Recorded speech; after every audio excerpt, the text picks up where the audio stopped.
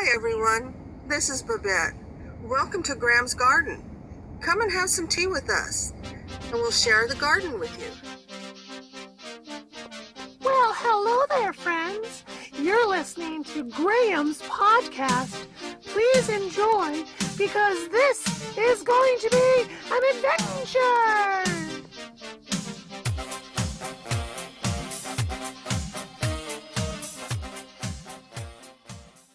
Well, hey there, friends. I'm Graham, and this is my podcast. You have just joined me once again, number 5. I cannot believe that I have been doing this 5 times. It's still blowing me away, y'all. It's still completely blowing me away. I have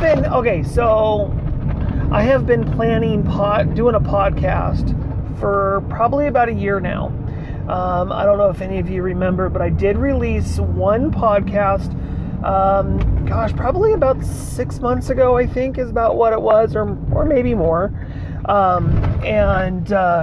It just didn't go well. The flow was not right. I just wasn't in the right mindset or anything like that. So I just took it down and thought, you know what, right now is not the time.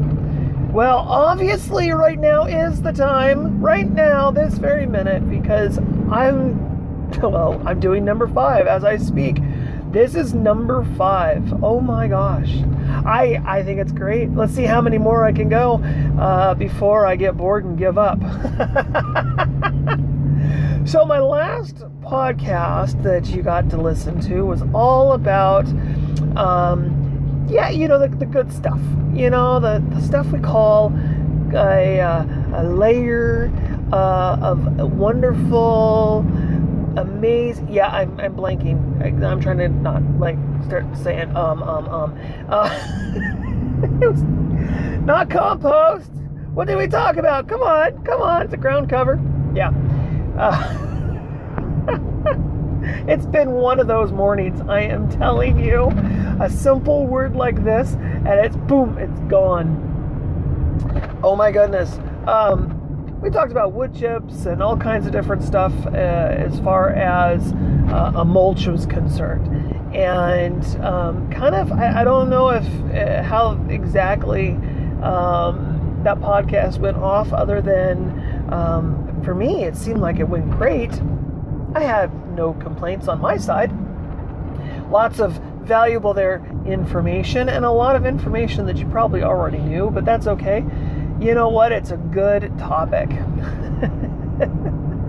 I'm very passionate about mulch, because there's so many chemicals and so many things that are in the stuff that you buy now at the hardware store or the garden supply store, and it's not good. Some of the stuff is just not good. A lot of stuff in our world we live in today that we are okay with scares me. We allow these big industries and this big agriculture and all that kind of stuff to put chemicals in our food, either it be hormones or pesticides or whatever, and we don't make a big fuss about it. You hear a few people here and there that really complain about all of the junk and the garbage that's going into the stuff that we put in our bodies, but it's not something that you hear a lot of complaining about. Like I said, some people do, but you don't hear a lot. And it's troubling, to say the least. It's very, very troubling, because it's in pretty much anything and everything you buy at the grocery store now.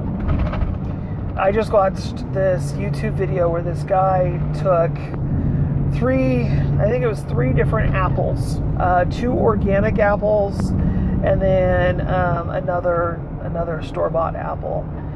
And he poured boiling water over the apple, and then took the apple out of the boiling water and set it to dry.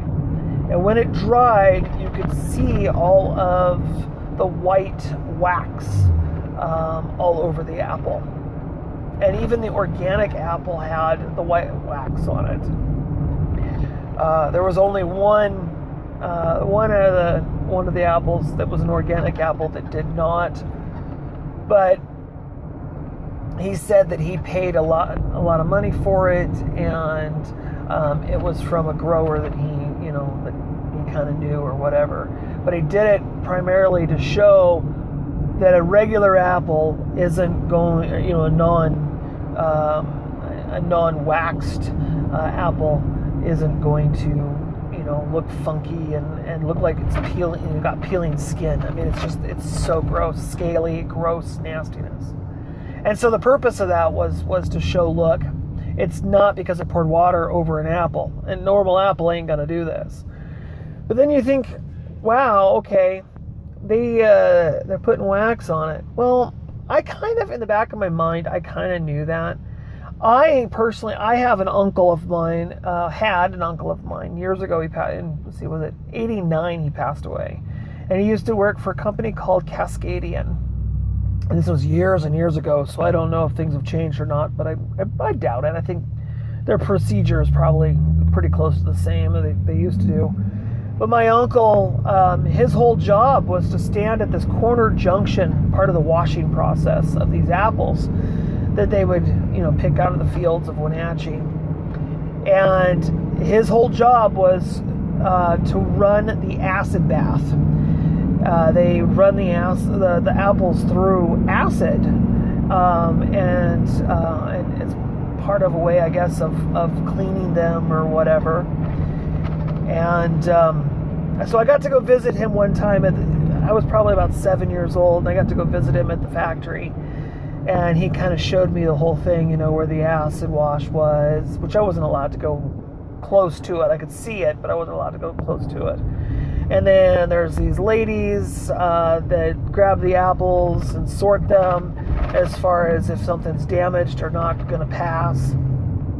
And, then they smash those, and those become apple cider. And I mean, even after they put the wax and everything on them, they smash the apples with the wax still on them. But yeah, so there's all that stuff, and that's just the end of the process. They spray their trees. I grew up in Wenatchee. I know all about the apple blossom festivals and all the stuff, and they bring in the crop dusters, and they dust they put the spray on the apple trees, and the pesticides and all the crap that they give to these trees and the stuff. And I'll tell you what, if you knew some of the stuff they put on there, you just might double think the idea of putting a store-bought apple in your mouth. I mean, it's just crazy. But that's just apples. Those kind of things are happening to everything you can imagine. Spinach and even the organic stuff, believe it or not. From what I understand, there are certain types of pesticides and chemicals and fertilizers and that kind of stuff that they can put on organic produce as well. Just because it says, organic doesn't mean it's not been tampered with. It's like these, you go to the store and you buy these vine ripened tomatoes. I find it funny. I've seen this happen. So they have these big greenhouses, and they usually do it in California or Mexico, but they have these huge greenhouses, and all these tomato plants, they're on these hydroponic systems, so they're giving them hydroponic nutrients and everything. And the tomatoes, they take all the suckers off of them, so it's just one vine, and they grow the tomatoes until they're still green, but they're a good size.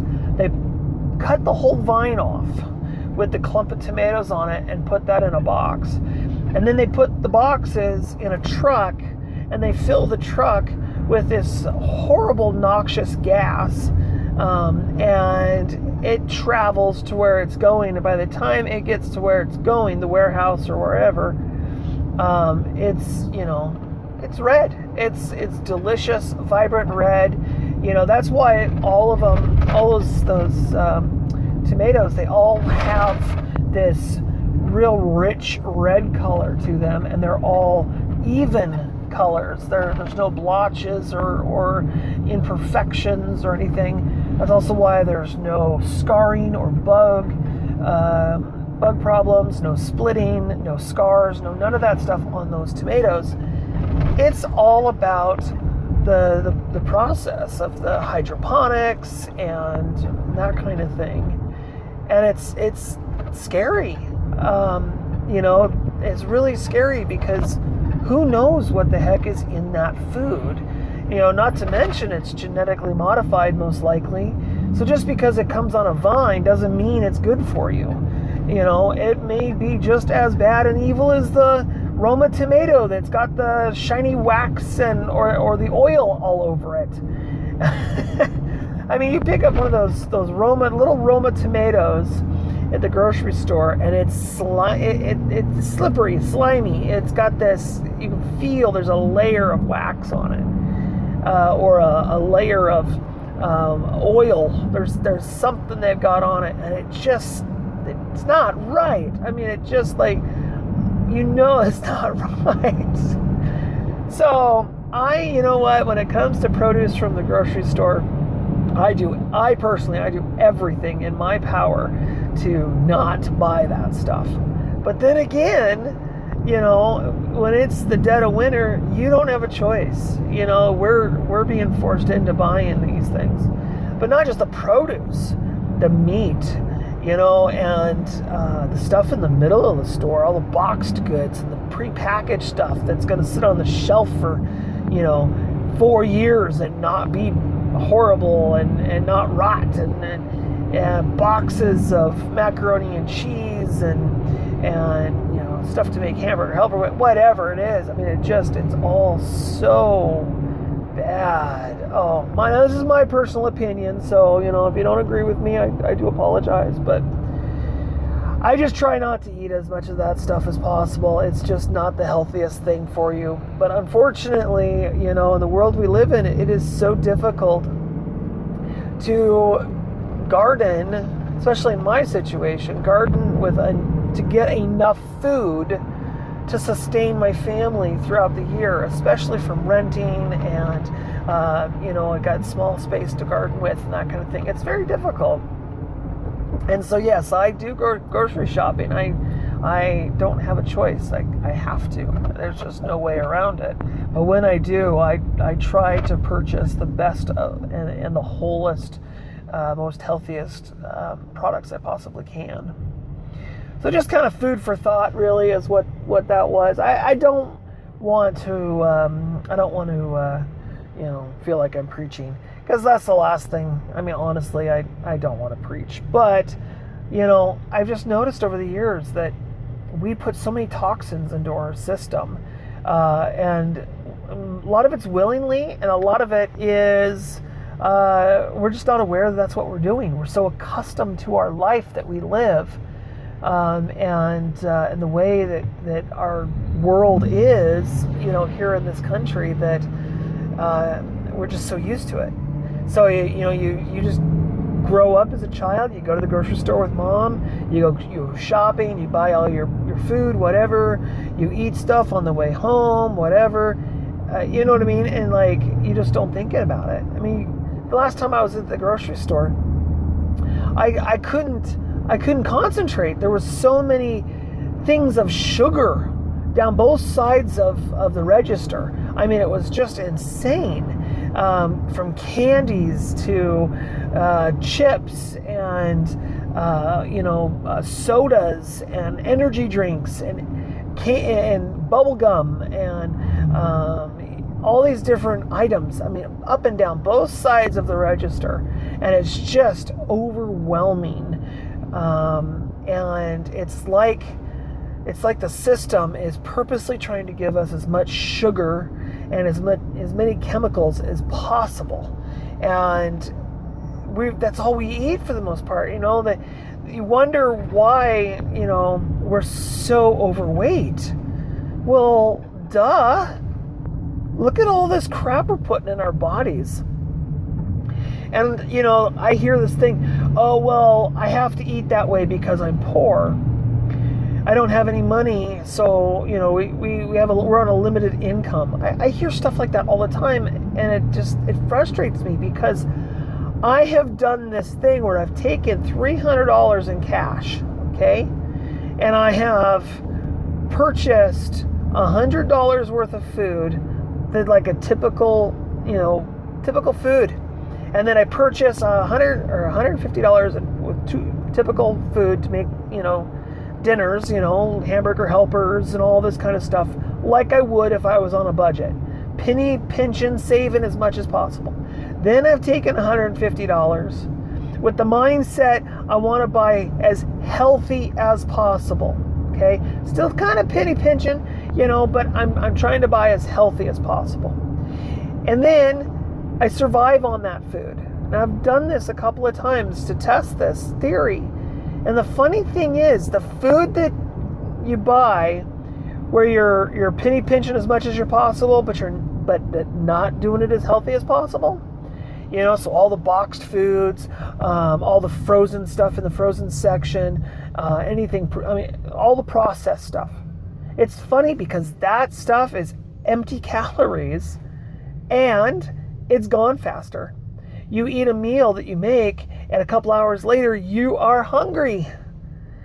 When you go and you buy, on the other side of the fence, you buy stuff to make salads and chicken breasts and that kind of stuff, and you make a meal with that, and you hear all the time, oh, salad just doesn't fill me up.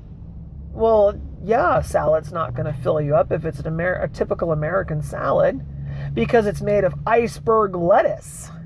I'm sorry, iceberg lettuce is not salad in my personal, it shouldn't be in a salad. It's water, it's filler. There's no real nutrients to iceberg at all. And the iceberg you buy in the stores is genetically modified garbage. Okay, they're designing it to be as big as possible. That's it. Just as big as possible. And heavy as possible. They're putting as much water in it as they can so they can make more money.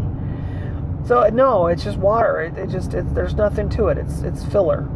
So instead of using an iceberg style lettuce, I use spinach, fresh spinach, and I use kale. And yes, the kale gets a bad rap, I'm telling you. I buy kale at the grocery store and I can't eat it. It is so bitter and so nasty and so stringy and gross. But I get kale out of my buddy's garden or out of my garden, and it's a completely different thing. It's tender, it's sweet, the flavor's not overpowering. Kale in this grocery store, I don't know what it is, but it's bad. It is so nasty.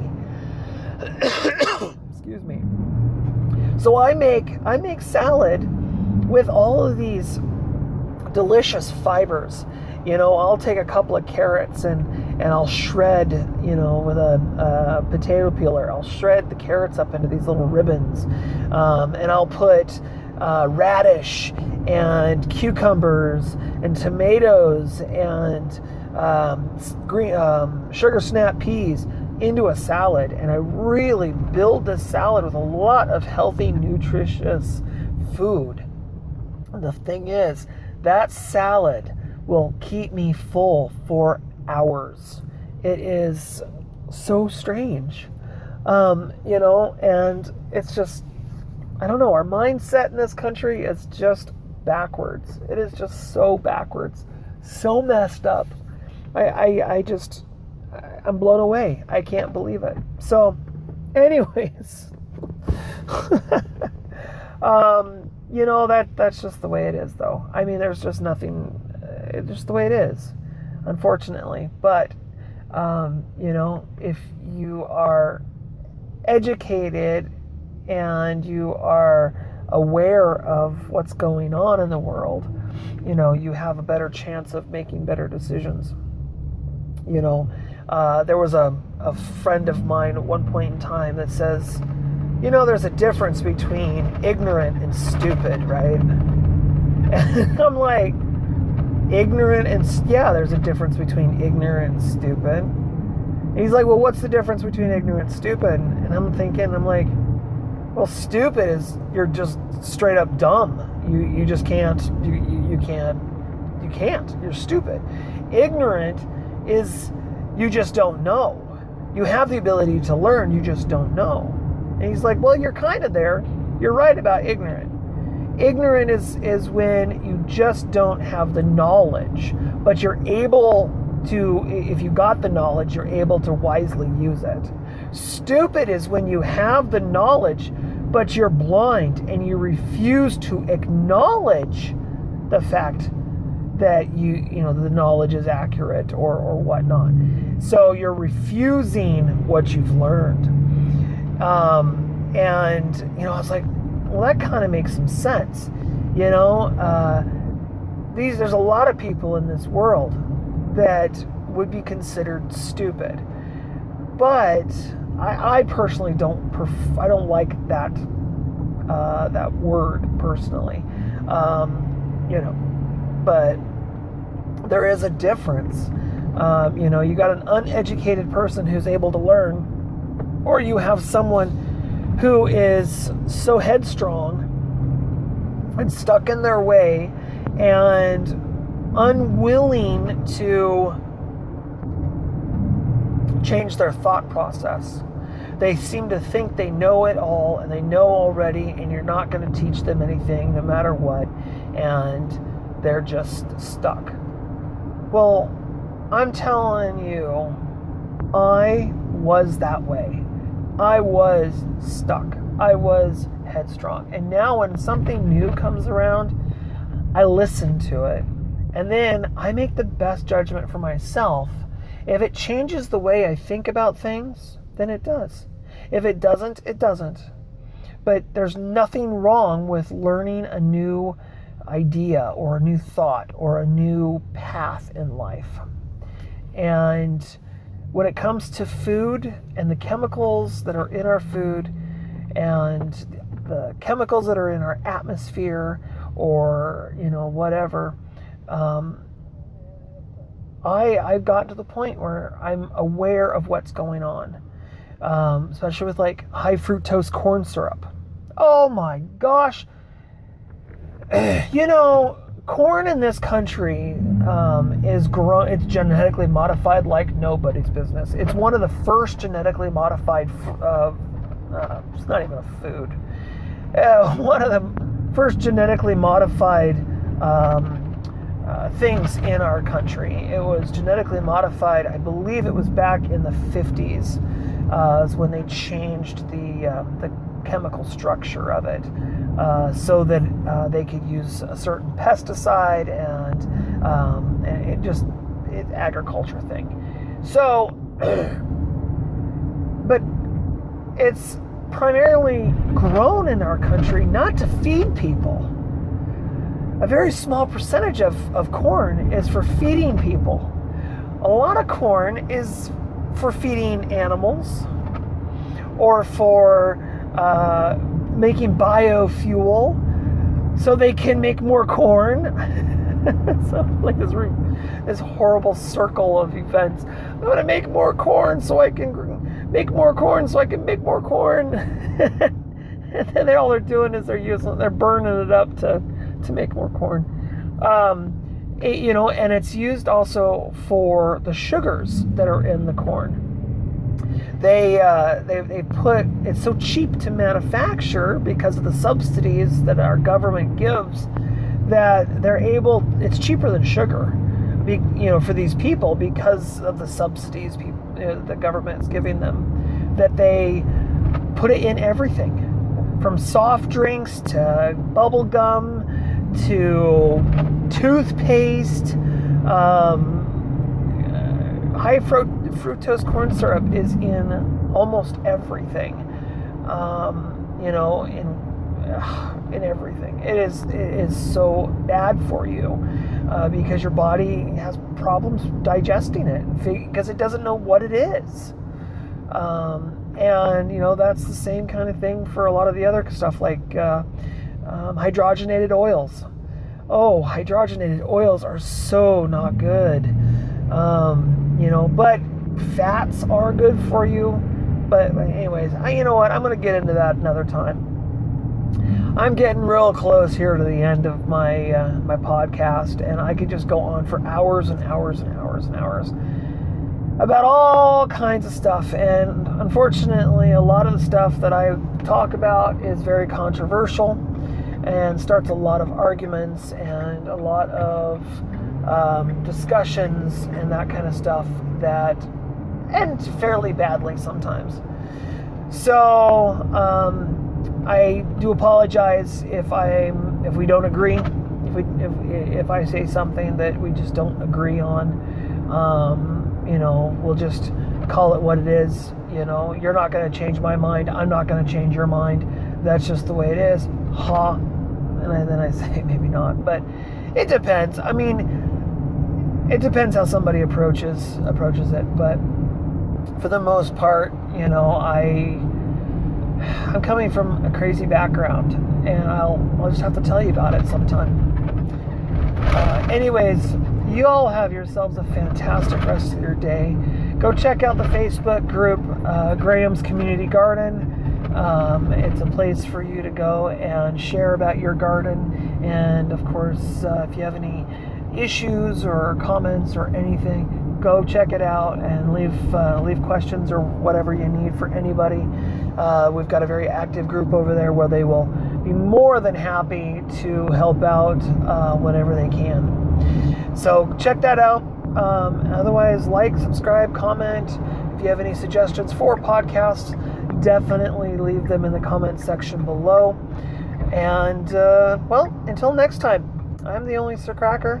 And, I guess I am the only Sir Cracker. Friends call me Graham or the only Sir Cracker. Either way, doesn't matter. I'll respond. Just whatever you do. Don't call me late for dinner. I like dinner.